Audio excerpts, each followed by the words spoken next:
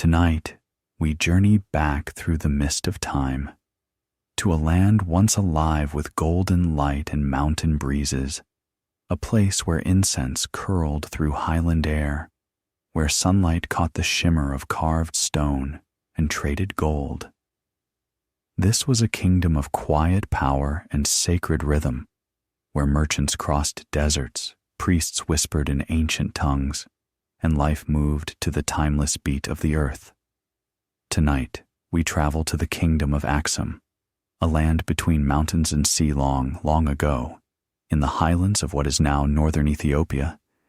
The Kingdom of Axum quietly thrived.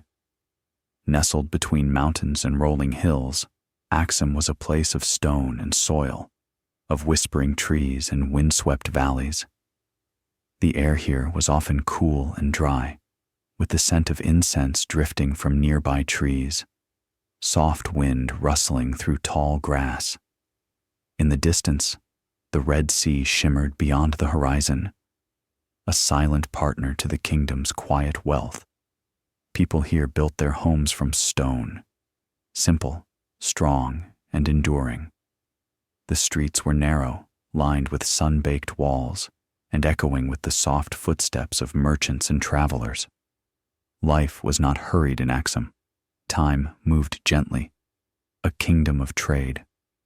Axum was not large in size, but it was mighty in presence, for this was a kingdom built not by conquest, but by quiet commerce. Caravans came from faraway lands, Arabia, India, even the Mediterranean. They brought with them silk, spices, and stories, and left with gold, ivory, and fragrant myrrh. The markets of Axum were peaceful places, full of muted chatter and the rustle of linen robes, the quiet clink of weighed coins, the scent of dried herbs and incense.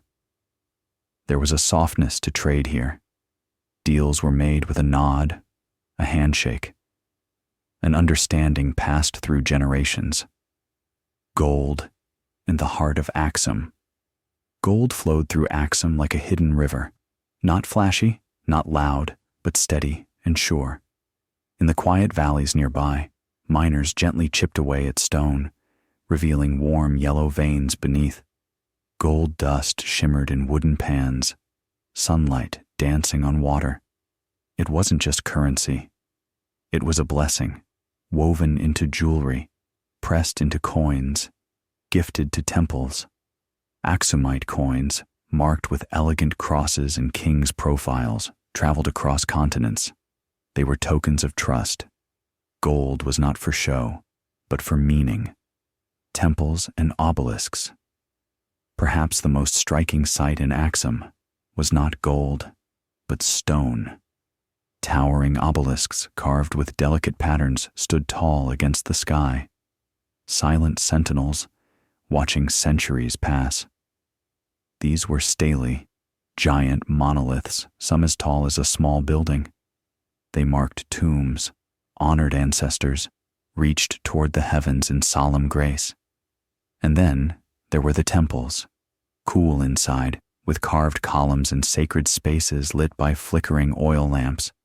The chants within were soft, echoing gently as priests moved slowly in robes of white linen. Life of the people. The people of Axum led lives both simple and sacred. Farmers tended their fields with quiet dedication, coaxing grain from the earth, listening to birdsong in the morning light. Shepherds led their goats along rocky paths, the bells around their necks tinkling softly. In the towns, potters shaped clay with slow hands. Weavers worked their looms with rhythmic ease. Children chased chickens, laughed in the courtyards, and learned to write on palm leaves. Meals were simple: flatbread, honey, roasted beans, and dates. Family life was rooted in kindness, in patience, in peace. The sun would set, casting long shadows, and fires were lit. Stories were told under the stars, and all was still. A faithful people. Axum was one of the first kingdoms to embrace Christianity, but even so, they did it gently. Churches were carved into rock, hidden, humble, holy. Services were whispered hymns, the soft tap of drums, the distant ring of handbells. Crosses were carved into doors, worn around the neck, drawn in the sand. It wasn't loud. It wasn't forced.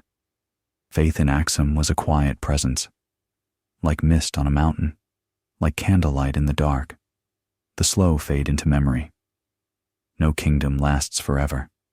And so, Axum too, slowly faded.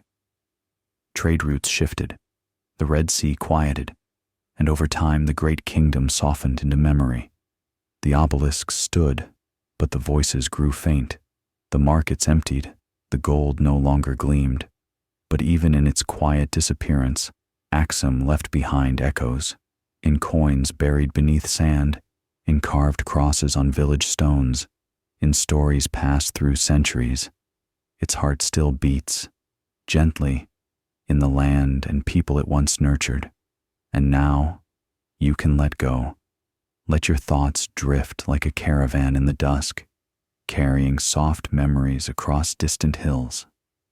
The golden sun of Axum has set, the incense has faded, and the stone temples rest under stars. You are safe here, held in quiet history. Let your breath slow, your body relax. Sleep now. The kingdom sleeps with you. Good night.